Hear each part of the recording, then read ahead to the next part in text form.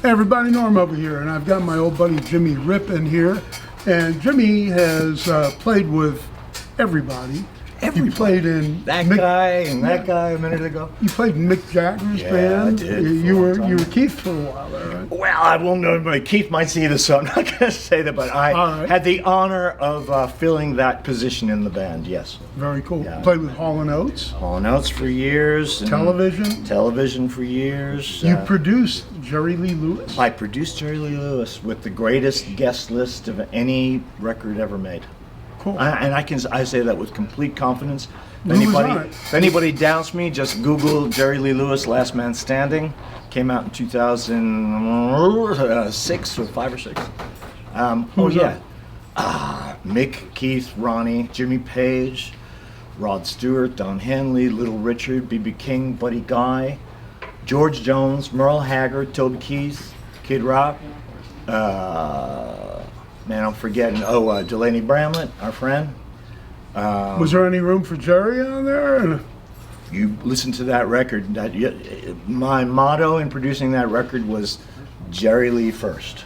There you go. Clapton's on it. George Jones is on it. He kind of went more towards country. Well, you know, when the whole scandal happened, which was kind of that's a half-hour video on its own, but yes, what he did was unusual for most parts of the world, especially the UK. I think he married his 13-year-old cousin. Second cousin. It was cousin. Jerry's third marriage. All right. But the thing was with Myra, who's just a wonderful, great person. They had 2 children together and stayed together for 18 years. So they were genuinely in love. It wasn't just some crazy pervy thing to do. I mean, that, you know, they really were in love. Well, they say love is blind. Maybe didn't matter. Maybe for her it was. For him, maybe it was. In Tennessee at a that lot moment, of areas of the country. In 1956, 7 in Tennessee, that was not an unusual thing.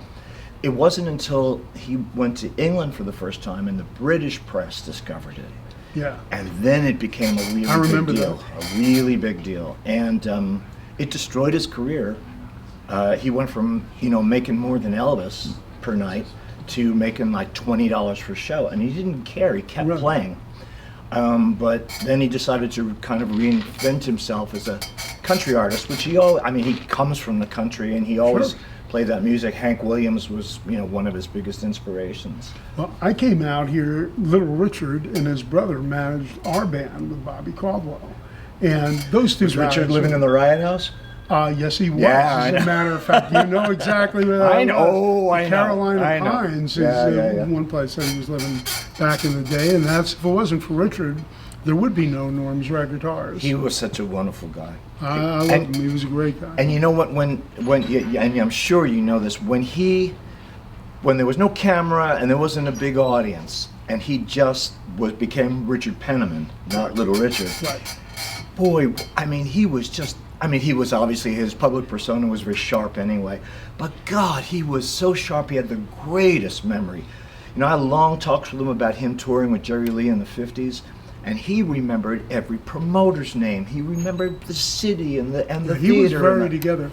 Oh man, he was a wonderful person. I still have his phone number in my phone. Cool. I can't bear to Peyton, his take brother it out. Peyton Penniman was the guy who was actively managing us.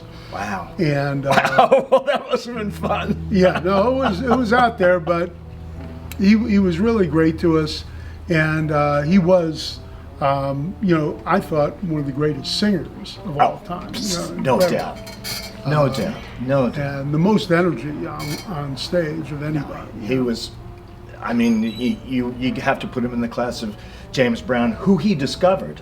Yes, I know. He gave James's first shows. You put him in the class of him. Hendrix played with Richard. Yeah. Uh-oh. Whoop. Sorry. Another gig, yeah. I know, it's more spam. Oh, there you go. Which reminds me, I have to renew my car warranty. Oh, there you go. And you're living in Argentina now. I've been in Argentina for 15 years. Yeah. Producing, some very, very good Argentina rock bands, of which that Argentina music scene is one of the most kind of unknown, untapped music scenes in the world. Singing in Spanish or English? In my records, I sing in English. Well, I know you sing in English. But they're all singing in Spanish, yeah, of really? course. Of course. Cool. Yeah. They want to make money. I don't blame them. But you know, down there, even teenagers still have the Hendrix Beck Page, you know, You're still into it. argument, you know, and kids are still walking around with gig bags over their shoulders and through the city there, and you just don't see this. Like in New York, you never see that anymore. And everyone thinks Beck, you know, made Odelay, you know. That's, you know, it's a natural passing of the guards, but well, you were with all those guys, you know, which is pretty cool. Well, you're holding a '69. Oh, Jimmy Goldtop. Page is on that Jerry Lee record, playing lead guitar on the song "Rock and Roll" by Led Zeppelin with Jerry, which is cool. A great version of that. If you can see it on the YouTube, all right, next to Norm's channel, you bounce over. That's why people are on YouTube. They can get anything they want. Anything for free. Yep. So this is a '69 Goldtop. 69 was a good, I have to tell you, Norm, in 1969 was a good year for me. It was a good year for a lot of people. You know, if you can still remember it. I had this video, well, they say if you remember it, you weren't there, but let's see, I don't think I have to clean this up. Well, I had all the experiences of the 60s, all in September of 69, so I got all of those things in while it was still the 60s. I'm happy to say the going was good. Yeah. But you're still here to talk about it, so that's the... And I actually do remember it, so I don't know what that says. This thing is really great, Norm. Yeah, it's got all the... You should buy it. I already did. Oh, damn. Maybe I should buy it. All the attributes of a '68, you know, one-piece body, one-piece neck, and all that. The only thing that's not original is this a metal input jack here because there was a plastic one that broke. Oh, forget it. I'm not buying this piece of junk. Pretty clean though. Somebody made a little custom thing. Yes, This is not. They wanted it to be a little reinforced, a little thicker. Yeah, it's a great idea that, of course, Gibson never had. They still crack after the second week you have them. Well, it was a small piece of plastic. I know, and you step on the wire and there it goes. Come on, Gibson. They're doing pretty good these days. They're doing pretty good. They're making nice some great guitars. I just got a made-to-measure SG Special. In Pelham Blue. Nice. Beautiful guitar. And it plays, the made to measure part has got a big neck on it, which I'm obsessed with big necks, so. Cool. That's why I have one. Well, I do too, unfortunately. But listen, they're going to get, why don't you guys shut up and let Jimmy play a little bit? I can play a little bit. I usually in your videos I play so badly because it's a strange guitar and I throw it right at you. You know, there's no rehearsals. There's no nothing, man. Work and I just got here. I'm one coffee into the day. You can tell the coffee is working. It's really good neck pickup on this thing.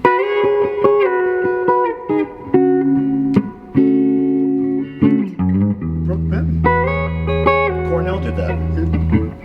It's a rainy night in Georgia. Feel like it's raining all over the world.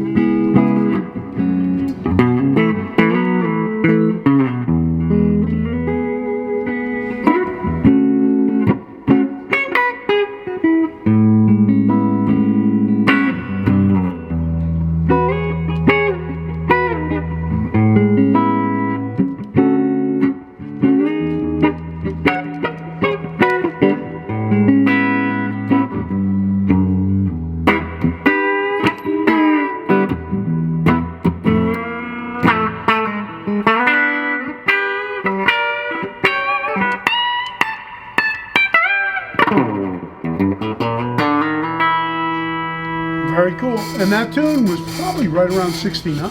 Well, it was written by Tony Joe White. Right. So it was great. Poke Salad Annie. Oh, yeah, man. I saw him play a couple of times. Two old guys that still have a little bit of a memory left. You know? Ooh, and Tony Joe, I'll never forget, man. He played a blonde 330. Right. Yeah. Oh. Give me a little poke salad. It sounded, man. And he had a really early Clyde McCoy. Yeah, he had. Man, what a setup. Absolutely. In fact, I saw a video of that just the other day. You know, I spent about 2 hours online the other day trying to find out where that guitar was, and I couldn't track it. I love those guitars. Shit, I would love to have that guitar. Hey, did you say shit? Oh, I did. No, you can't say that on our videos. Oh, damn, sorry, I don't Norm. personally give a fuck, but... Shit, I didn't know. Hey, there's babies in the house. I'm sorry. All right. Anyhow, we love you guys. Thanks for watching our videos. Our nonsense. One of the great players. This guy has been everywhere with everyone. And good to see you back in this country. And I look it. On this coast. Well, Thank you, we're Norm. all looking. But you know what? You know, it's one of my first stops always is to come here in LA. Well, one of the great guys, one of the great players, a lot of history there. Look him up, Jimmy Rip. All right. That was great.